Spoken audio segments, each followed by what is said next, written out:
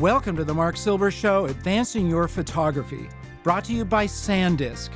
We connect you with photographers who have mastered their craft, sharing their insight and showing you their photography tips so you can go right out and use them.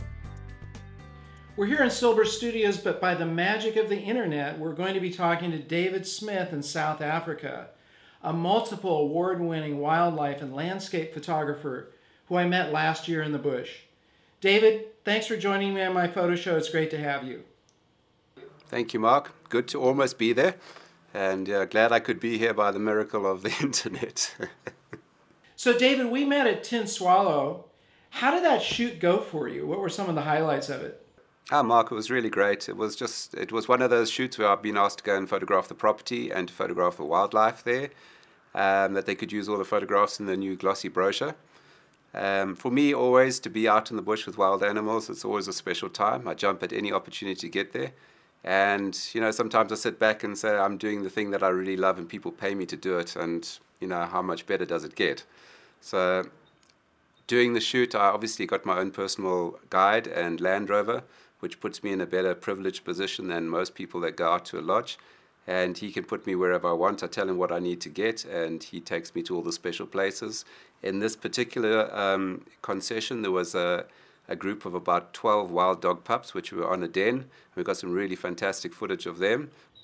And when you get into the shoot itself, what are some of the 1, 2, 3 steps that you take in terms of getting a really outstanding wildlife shot? That great man Gary Player once said, the more I practice, the luckier I get.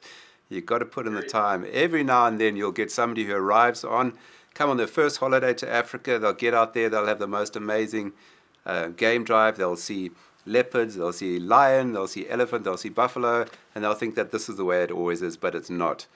And still, even then, if you see all those great things, are you going to get a great shot?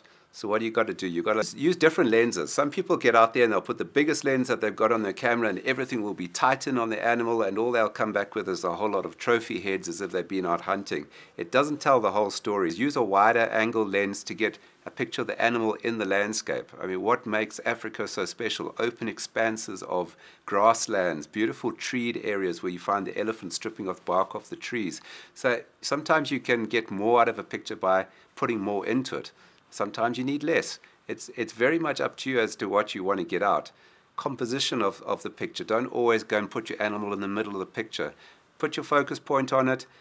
Get a nice accurate focus, and then hold your focus point and move the animal in your frame. Put it into a point of thirds in your frame, which has a really, really strong dynamic pull to our eyes. When we look at a picture and we find a subject on a point of thirds, i.e. one of the intersections, if you split your viewfinder into 3 lines vertically and 3 lines horizontally, if you put your animal on one of those point of thirds looking into the frame or looking across the frame, if the animal's looking to the left, leave more space on the left for the animal to look into. If the animal's looking to the right, leave more space on the right for the animal to look into. If the animal's looking up, put the animal low in the frame, looking up at something. So it helps to tell a story. A picture can tell more than a one-dimensional picture story. It can add a little bit of interest, a little bit of intrigue to the viewer. What is the animal looking at? Is that lion gazing or is going to start hunting something which is just out of the frame? You can really tell stories with your pictures, and I think that's what really holds to make great pictures. David, can you walk us through kind of a step-by-step of how you approach a shoot and get a really great shot? This is what I do. I get my camera out and I get ready to go. Sometimes what happens is when you arrive, especially with animals in a game drive vehicle, they're comfortable when the engine's running, but as soon as you switch the engine off, which is a very important point, if you're ever on a game drive and your ranger gets to a kill or something and you want to take a photo and they don't turn the engine off, you must insist that they do, because that vibration is going to make your pictures soft. But what I do, as soon as the ranger turns the engine off, I'll immediately have my camera in my hands before he stops or she stops, and I'll immediately fire off a few frames, get the picture, and then if the animal is still relaxed and sitting around or doing whatever it's doing, then I'll mount my camera on my ball head and I'll take a few more better composed shots. And I'll start looking at what's in my picture. What do I want to do with the picture? What's in the background? The background of the picture is the most important thing for me, because the background will make or break a good picture. You can have a great picture in the foreground, but if it's all jumbled and not composed well in the background, That's not going to make a good picture. Also, where am I going to put my animal? Very often what happens is that people come with a central sensor on their camera, they'll plonk it on the animal's middle of its nose, they'll take the picture, and the depth of field will be so shallow that the animal's eyes are out of focus. And you get home, you'll have a look at your picture and you say it just doesn't look right, because you can see beautifully the animal's nose, but its eyes are not in focus. And that'll break a picture. So what I do very often is that I'll focus my focus point on the animal's eye, and then I'll recompose, put the animal in the picture where I want it to be, and then I'll take my picture. Check from corner to corner of the frame, make sure that I've got nothing distracting in my picture.